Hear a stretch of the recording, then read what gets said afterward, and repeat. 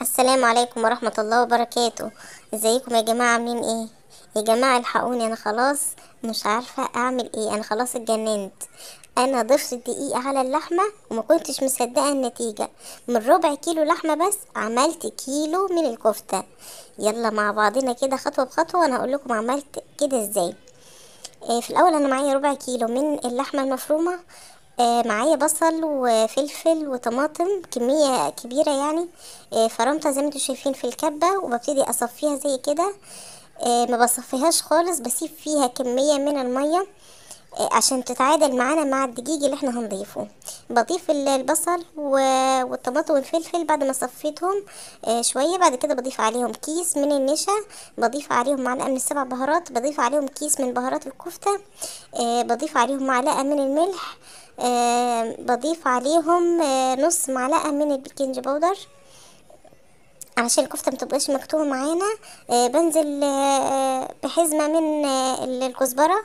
بضيف بيضة، بضيف نص كوباية من الدقيق. كده الكفتة جاهزة معانا. بخلطها كويس زي ما انتوا شايفين. وهنا وانا بخلط الكفتة كده حسيت ان هي لسه طرية معايا شوية.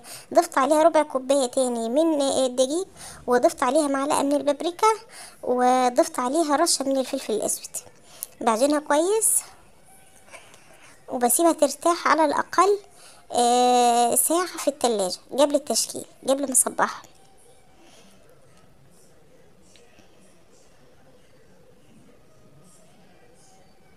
لازم بعجنها كويس، ولو اضطرت معايا ان انا ممكن احطها في الكبة مرة تاني.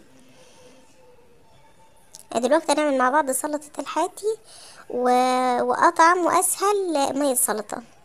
معايا بصل وطماطم وخيار وفلفل مكعبات، وبضيف عليهم حزبة من البقدونس وخمس فصوص من الثوم المهروس، وملح وفلفل اسود وكمون وبابريكا.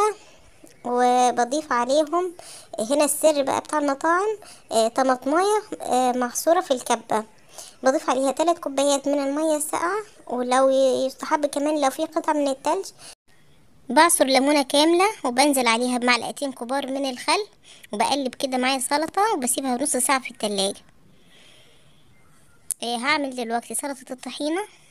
معلقتين كبار من الطحينة، هنزل عليهم بمعلقتين من الزبادي، هنزل بنص معلقة من الملح، رشة من الكمون، رشة من الفلفل الأسود، نص معلقة من البابريكا، بعصر ليمونة، وبنزل بمعلقة كبيرة من الثوم المفروم، معلقة من الخل، وبنزل بالمية بالتدريج. بقلبها كويس وبنزل بالمية بالتدريج لحد ما اوصل للقوام اللي هتشوفوه دلوقتي. ولا تقيلة خالص ولا خفيفة، لان انا هسيبها في التلاجة نص ساعة ترتاح، هتبقى القوام بتاعها حلو يعني كويس. دلوقتي هبتدي اصبع الكفتة. دي المية اللي انا اخدتهم من الطماطم والفلفل والبصل اللي انا فرمتهم في اول الفيديو. بنزل عليهم معلقتين من الزيت، معلقة من البابريكا، مع معلقة لا، رشة من الملح ورشة من الفلفل الأسود. بحط ايدي في الخليط ده، وبمسح عيدان العصايات بتاعتي، وببتدي اصبع الكفتة زي ما انتم شايفينها بالشكل ده.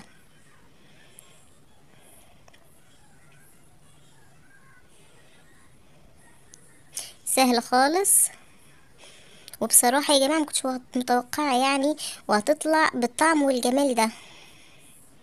يعني طعم اللحمة باين جدا فيها، ما تخافيش يعني وتخافي يعني وتقولي ان دي هيغطي على طعم اللحمة. لا بالعكس، كان طعمها رهيب.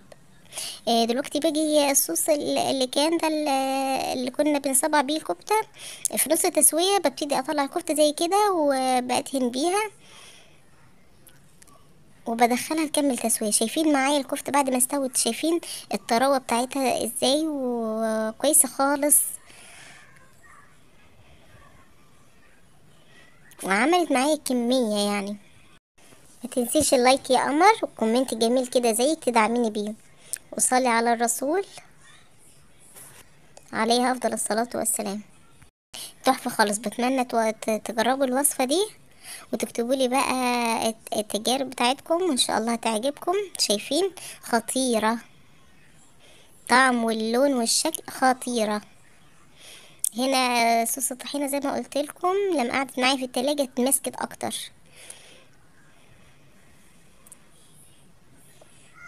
سلطة الحاتي،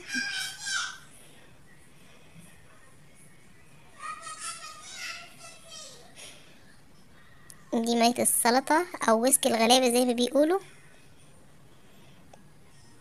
خطيرة، لازم تجربوا، واتمنى تعجبكم الوصفة. السلام عليكم ورحمة الله وبركاته.